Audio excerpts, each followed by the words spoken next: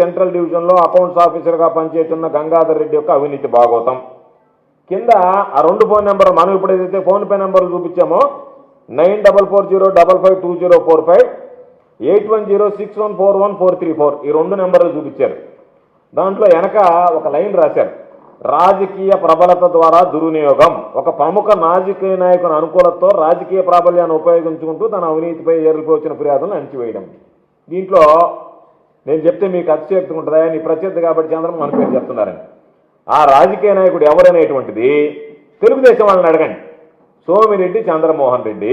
ఈ గంగాధర్ రెడ్డిని పెంచి పోషించేది ఎవరంటే మీరు ఎవరన్నా చనువుగా ఉంటే ఎమ్మెల్యేలను అడగండి, తెలుగుదేశం పార్టీ ఎమ్మెల్యేలను. అయ్యా ఈయనకు అండదండలు అందించేటువంటి నాయకుడు ఎవరు ఈ జిల్లాలో అంటే చంద్రమోహన్ రెడ్డి. చంద్రమోహన్ రెడ్డి నోటికి భయపడి ఇతను ఎన్ని గలీజు పనులు చేస్తున్నా మిగతా ఎమ్మెల్యేలు ఫిర్యాదు ఇవ్వడానికి కూడా వెనకాడేటువంటి పరిస్థితి ఉంది. అయితే దీనిలో పరాకాష్ట ఏంటంటే దీంట్లో ఆ గంగాధర్ రెడ్డి మీద వచ్చినటువంటి ఎంక్వైరీలో ఫస్ట్ పేజ్ ఆ ఎంక్వైరీ చేశారు director of accounts and works. దానికన్నా ముందు దీని మీద ఎంక్వైరీ జరపడమని ఫైనాన్స్ డిపార్ట్మెంట్, సాక్షాత్తు ఫైనాన్స్ డిపార్ట్మెంటే ఒక మెమో ఇష్యూ చేసింది.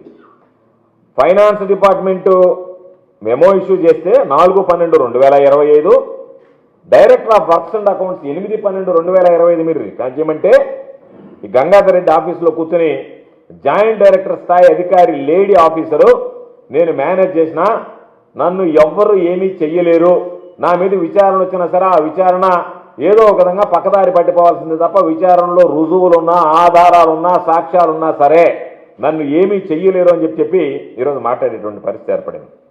కాబట్టి వీళ్ళందరినీ మేనేజ్ చేశాను, నాకు సోమిరెడ్డి సపోర్ట్ ఉంది, నాకు ఇంకొక ఆయన సపోర్ట్ ఉంది, ఇంకొక ఆయన సపోర్ట్ ఉందని బహిరంగంగా మాట్లాడుతున్నాడు అనంటే ఎంత విచ్చలవిడితనంగా ఉంది అనంటే మీకు బహుశా కొన్ని మీడియాలో వచ్చింది, గమనించుంటారు. ఈ గనుడే చంద్రమోహన్ రెడ్డి విజిలెన్స్ విచారణ చేయకుండా ఉండాలి అంటే మీరు ₹1 కోటి డబ్బులు ఇవ్వాలని చెప్పి అడిగితే వాళ్ళు 50 లక్షల రూపాయలు డబ్బులు సమకూరిస్తే మరలా తీరా తీసుకెళ్లి చంద్రమోహన్ రెడ్డికి ఇస్తే 50 లక్షల తాలో ₹1 కోటి దమ్మంటే ఆ ₹1 కోటి తేవాలంటే 50 లక్షలు వెనక్కి ఇస్తున్నాడనంటే ఇరిగేషన్ ఆఫీసులో కొట్లాట జరిగింది, గుర్తుందో లేదో మీకు. ఆ కొట్లాట జరిగిన దానికి కారణం ఆ రోజు విజిలెన్స్కి సంబంధించి కొన్ని మీడియాలో కూడా వచ్చింది. ఈ విధంగా ఒక రాజకీయ నాయకుడు ₹1 కోటి డిమాండ్ చేస్తే 50 లక్షలు తీసుకుని 50 లక్షలు చాలవన్నాడని చెప్పి గంగాధర్ రెడ్డి మీద దాడి చేశారు ఇతర అధికారులు అని చెప్పి. ఆ గంగాధర్ రెడ్డి ఇతనే, ఆ ₹1 కోటి అడిగినటువంటి వాడు సోమిరెడ్డి. ఇది క్లియర్గా ఉండేటువంటి పరిస్థితి. ఎందుకంటే దీన్ని మళ్ళీ రికార్డ్ స్ట్రైట్గా ఉండాలి కదా, మళ్ళీ పొరపాట్లో మళ్ళీ ఇంకోరు అనేటువంటి పాపం వేరే వాళ్ళ మీద పోకూడదు కదా, ఒకటి తప్పు చేస్తే ఇంకొకరి మీద పోవాల్సినటువంటి పని లేదు. కాబట్టి అయితే ఈ గంగాధర్ రెడ్డిని గురించి ఇంకొక విషయం ఏంటంటే ఎంత గనుడంటే ఆర్టీఐ కింద వర్క్స్ అడిగాం.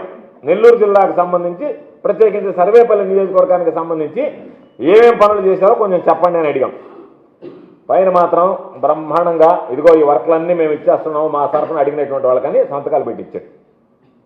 ఇచ్చి మిగతా కాగితాలన్నీ చూడండి, ఎక్కడ ఒక్క సంతకం కూడా లేదు, వట్టి కాగితాలు ఇచ్చినాడు. అంటే ఈ కాగితాలు రేపు ఇస్తే నేను ఈ లేదు అని చెప్పచ్చు. ఆర్టీఐ ప్రకారం ఏంది, ప్రతి పేజీ ప్రతి పేపరు నెంబర్ వేసి సర్టిఫై చేసి ఇన్ని పేజీలు నివేదిక ఇచ్చామో అని చెప్పాలి. అంటే ఉన్నటువంటి వర్క్లు దొంగ వర్క్లు ఏదైతే ఉన్నాయో వాటిని తీసేసి ఆ దొంగ వర్క్లు ఇవ్వకుండా ఉంటే ఆర్టీఐ కింద నువ్వు ఇవ్వలేవు కాబట్టి ఆర్టీఐ కింద ఖచ్చితమైనటువంటి సమాచారం ఇవ్వాలి కాబట్టి నీకు ఆ సమాచారం ఇవ్వడం ఇష్టం లేదు కాబట్టి నువ్వు దీనికి సంబంధించినటువంటి దాంట్లో ఊరికే కవరింగ్ లెటర్ మీద సంతకం పెట్టి మిగతా కాగితాలు అన్నీ ఏదో నేను ఇచ్చేసాను, ఆ రోజు సర్టిఫికేట్ కాపీస్ ఇచ్చాను, నేను ఈ రోజు వాళ్ళు సర్టిఫికేట్ కాపీస్ ఇవ్వలేదంటున్నారు అన్నట్టుగా ఒక్క పేజీ మీద కూడా సంతకం లేదు, ఎక్కడ సంతకాలు లేకుండా ఈ కాగితాలు ఇచ్చేశాడు. మరలా మేము లెటర్ రాసాం, ఎందుకంటే నేను సోమిరెడ్డి లాగా చదువు సంజయ్ కాదు కదా, అంత చదువుకున్నాండి కదా, అందుకని చెప్పి సోమిరెడ్డి సలహా ఇచ్చింటాడు, ఇచ్చే కాగితాలు ఏమవుతుందని చెప్పానండి.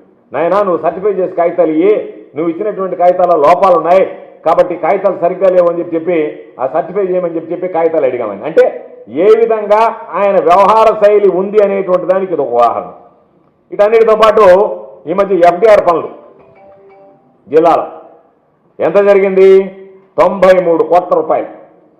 ఈ ఎఫ్డిఆర్కి సంబంధించి జిల్లా కలెక్టర్ ఇచ్చినటువంటి ఆర్డర్.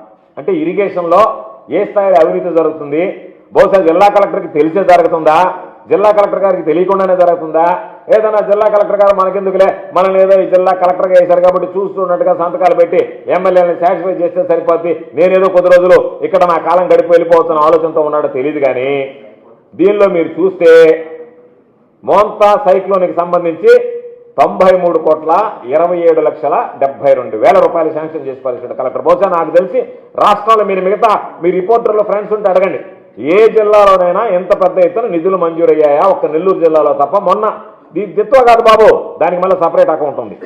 ఇది ఓన్లీ మోంతా సైక్లోన్. మీరు చూస్తే మోంతా సైక్లోన్కి సంబంధించే ఈ అకౌంట్. దీనికి సంబంధించి మేము క్షేత్రస్థాయిలో పరిశీలించాం. సర్వేపల్లికి సంబంధించి 316 పనులకు సంబంధించి 17 కోట్ల రూపాయలు పనులు జరగాలి. అయ్యా, పనులు జరగకుండానే డబ్బులు తినేశారంటే దానికి చంద్రమోహన్ రెడ్డి ఒక స్టేట్మెంట్ ఇచ్చాడు. ఏమని ఇచ్చాడు? అసలు పనులే ప్రారంభం కాకపోతే ఇంకా అవినీతి ఏంది అన్నాడు. ఇచ్చేందు రోజులైంది, నెల అయింది, నెలకు పనులు జరగలే. ఈరోజు నీళ్లు వదిలేశారు, పంటలు సాగు అవుతున్నాయి. వరి 4 నెలల పాటు నీళ్లు వదులుతారు. 4 నెలల పాటు నీళ్లు వదిలితే ఇచ్చి నెల అయితే 5 నెలలు అయితే దీంట్లో ఆయన ఏమన్నాడంటే,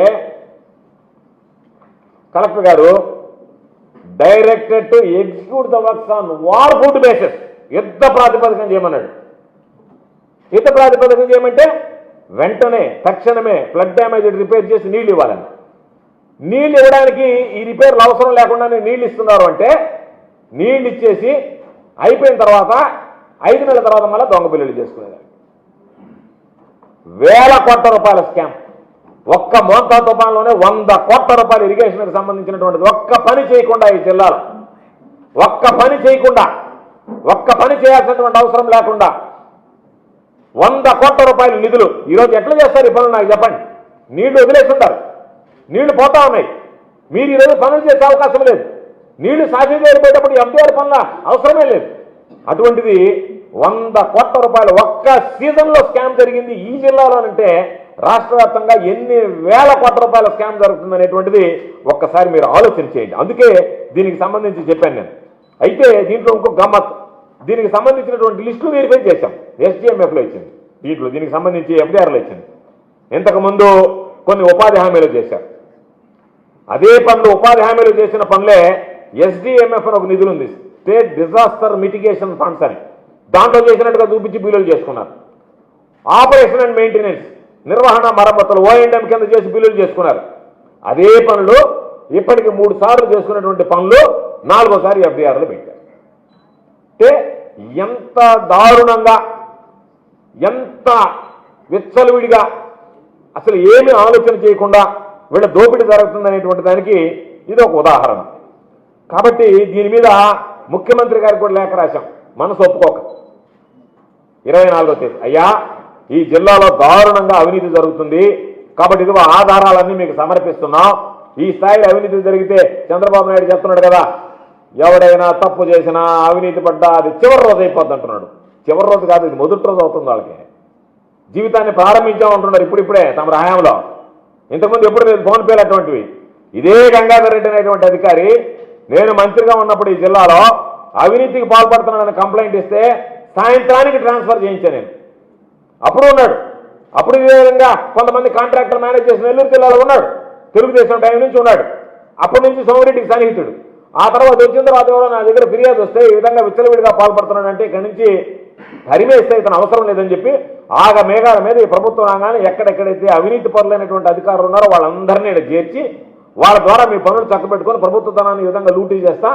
దీనికి సంబంధించి డైరెక్టర్ జనరల్ ACBకి రాశా, నెల్లూరు ACB DSPకి రాశాం, ఇరిగేషన్ డిపార్ట్మెంట్కి రాశాం, మినిస్టర్ దగ్గర రాశాం, ఫైనాన్స్ డిపార్ట్మెంట్కి రాశాం, ముఖ్యమంత్రి గారికి రాసినటువంటి లేఖని అందరికీ కూడా మార్క్ చేయడం జరిగింది. అయితే ఈరోజు ఎవ్వరు పట్టించుకున్నటువంటి పరిస్థితి, నేరుగా స్ట్రైట్గా దీనికి సంబంధించినటువంటి prevention of corruption act ACB act ఏం చెప్తుందంటే 1998 of prevention of corruption act క్లియర్గా చెప్తుంది. ఏమని చెప్తుంది? సెక్షన్ 7 కానీ సెక్షన్ 13(1)(a), 13(2) కానీ హ్యాబిచువల్ ఎవరైతే ఉండారో ఈ విధంగా రెగ్యులర్గా డబ్బులు తీసుకునేటువంటి అవినీతి పరులు ఉంటే ఈ ఆధారాలతోనే వాళ్ళకి 10 సంవత్సరాలు జైలు శిక్ష పడేటువంటి అవకాశం.